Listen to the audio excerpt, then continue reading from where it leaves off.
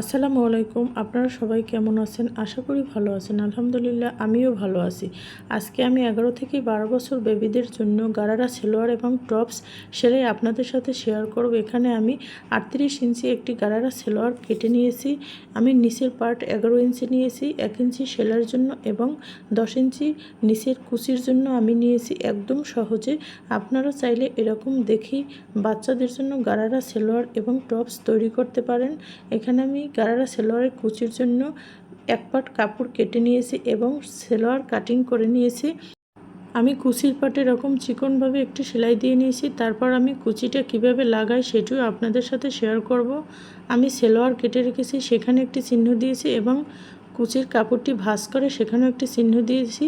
তারপর আমি আস্তে আস্তে করে কুচিগুলো লাগাবো। আর এখানে আমি একটু কমিয়ে কুচি দিয়েছি এক পাট কাপড় দিয়ে।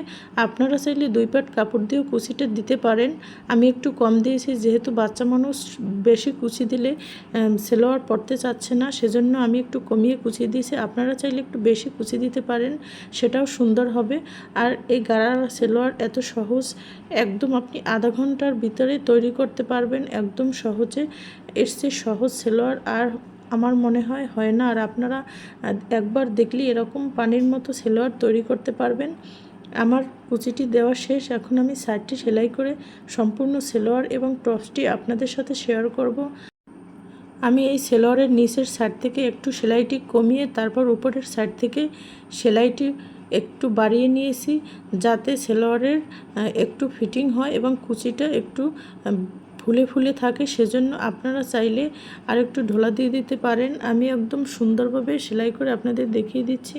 আমার সালোয়ার এবং টপসটি তৈরি করা শেষ। এখানে আমি ভিডিওটি একদম ছোট করেছি।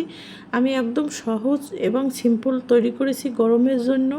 আপনারা চাইলে এরকম সিম্পল টপস এবং গারারা সালোয়ার তৈরি করতে পারেন বাচ্চাদের জন্য।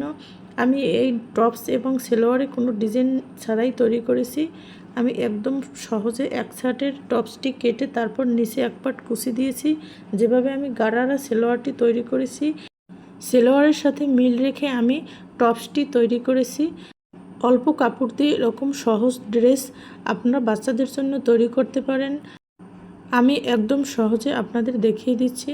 আমার গারারা সালোয়ারটিও তৈরি করা শেষ। এখন আমি আপনাদের সালোয়ারটি দেখিয়ে দিচ্ছি যে কেমন হয়েছে। একদম সহজে আপনারা চাইলে এরকম সালোয়ার তৈরি করে নিতে পারেন। আমি সালোয়ারে এক পাট দিয়ে কুচিটি দিয়েছি, তাতেও সালোয়ারটি খুব সুন্দর হয়েছে। আপনাদের বাচ্চাদের জন্য এরকম অল্প কাপড় দিয়ে বাসায় বসে এরকম সুন্দর ড্রেস তৈরি করতে পারেন একদম সহজে।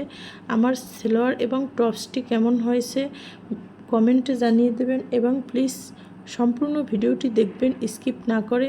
তাহলেই আপনি এরকম সহজ এবং অল্প কাপড় দিয়ে ড্রেস তৈরি করতে পারবেন বাসায় বসেই।